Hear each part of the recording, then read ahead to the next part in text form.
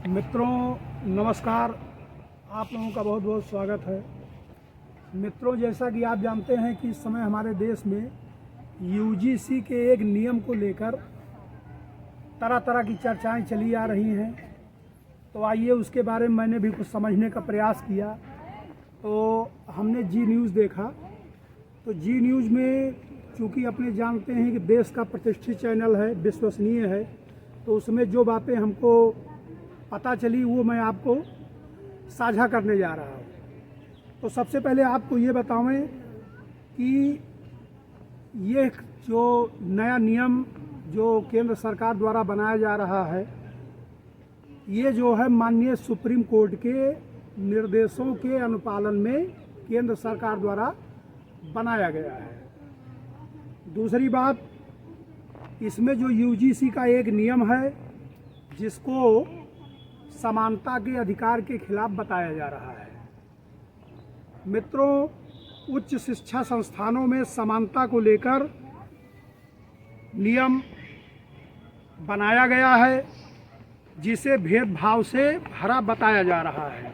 General caste ने इसे तत्काल वापस लेने की मांग की है। इसको कहते हैं मित्रों promotion of equity in higher education institute regulation 2026, यानी उच्च शिक्षण संस्थानों में समानता को बढ़ावा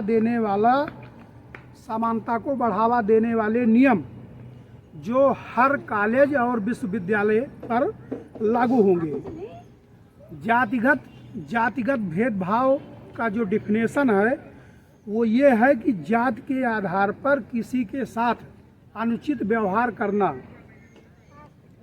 मित्रों, इस नए कानून में SC/ST के साथ OBC वर्ग को भी जातिगत भेदभाव की परिभाषा में जोड़ा गया है। 2012 के नियमों में UGC शामिल नहीं है। जितने भी विश्वविद्यालय हैं, उनके संस्थान हैं, कॉलेज हैं, उनको जो है एक समानता समिति गठित करना होगा और अगर कोई शिकायत आती है तो 24 घंटे के अंदर कार्रवाई शुरू करनी होगी। दोषी साबित होने पर ऐसी कार्रवाई होगी। आगे भी आपको बता दें कि यूजीसी में 2012 के भेदभाव संबंधी नियमों में जो ये बना था, इसके खिलाफ दाखिल याचिका में माननीय सुप्रीम कोर्ट ने केंद्र सरकार को नियम बनाने को कहा था, सुझाव दिया था। तो इसमें मित्रों सामान्य वर्ग के जो स्टूडेंट हैं या उन लोगों का कहना है कि इससे शोषण होगा सामान्य वर्ग का और इनको पहले से ही दोषी मान लिया जाएगा और सामान्य जाति का बच्चा अगर उस कॉलेज में पढ़ता है, अगर उसके साथ अगर भेदभाव होता है तो उसको कोई सुरक्षा प्राप्त नहीं होगी। झूठी शिकायत, इसमें पहले जो एक्ट ये बनाया गया था, इसमें ये था कि अगर कोई झूठी शिकायत आती है तो उसके खिलाफ कार्रवाई करने का प्राविधान था। फाइनल इसका वो ड्राफ्ट किया गया फाइनल, तो उसमें जो झूठी शिकायत करने पे जो दंड का प्राविधान था वो इससे निकाल दिया गया। एक तो ये हो गई। तो जो जनरल कास्ट के लोग हैं उनका कहना है कि अगर हमारे बच्चे यूनिवर्सिटी कॉलेज में पढ़ रहे हैं, अगर वो जांच में उलझ गए तो वो पढ़ेंगे कैसे? उनको तनाव हो जाएगा, अपना डिप्रेशन में चले जाएंगे।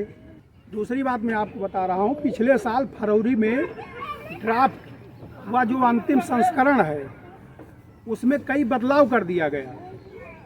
जैसे पहले ड्राफ्ट में OBC वर्ग शामिल नहीं था, झूठी शिकायत पर जुर्माने का प्राविधान था, वो बाद में बदल दिया गया।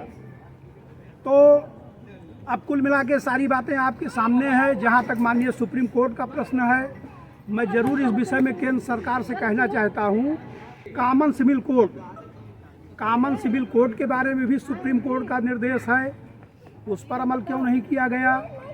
SC/ST एक्ट के बारे में जो प्राविधान बना था उसमें भी सुप्रीम कोर्ट द्वारा सुझाव दिया गया था, निर्देश दिया गया था, जिसे केंद्र सरकार द्वारा बदल दिया गया। तो कुल मिला के ये है कि हमारा ये कहना है कि अगर कोई मांग उठ रही है जो जिन्यून है तो उस पर विचार करना चाहिए। और रही बात हमारे जो बाबा साहब अम्बेडकर जी ने जो संविधान बनाया है, उसमें हर जातियों को, हर धर्म को समानता का अधिकार दिया गया है। उत्पीड़न किसी का नहीं होना चाहिए, वो किसी भी जाति, धर्म, वर्ग के हों, सबको समानता के आधार पर शिक्षा मिलनी चाहिए और सबको आगे बढ़ना चाहिए। तो मेरा अपना तो यही मानना है।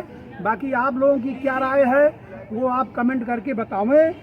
बाकी कुछ हमारे मित्र कह रहे थे, अब देखिए मैं दूसरी कास्ट के बारे में कुछ नहीं कह सकता हूँ, लेकिन SC/ST एक्ट के बारे में अगर आप जात सूचक शब्द कहते हैं तो उसके लिए SC/ST एक्ट का प्राविधान बना है, दंड का प्राविधान है जो गैर जमानती है। तो इस प्रकार अगर आप समानता के अधिकार की बात करते हैं, जैसे मान लीजिए मैं ब्राह्मण हूँ और अगर कोई कह दे, मुझे पंडितवा शब्द से प्रयोग कर दे कि पंडितवा इधर आ, कॉलेज में ही कोई बच्चा कर दे, तो क्या उस ब्राह्मण का अपमान नहीं हुआ?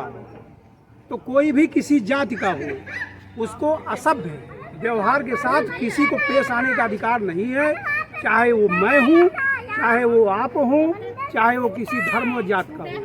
इसके साथ मैं ये वीडियो समाप्त कर रहा हूँ। मित्रों, मैंने ये जो जानकारी दी है, मैंने ये जी न्यूज़ पे जो मैंने देखा उसके आधार पे आपको दे रहा हूँ। बाकी मैंने इस एक्ट को इंटरनेट से निकाल लिया है।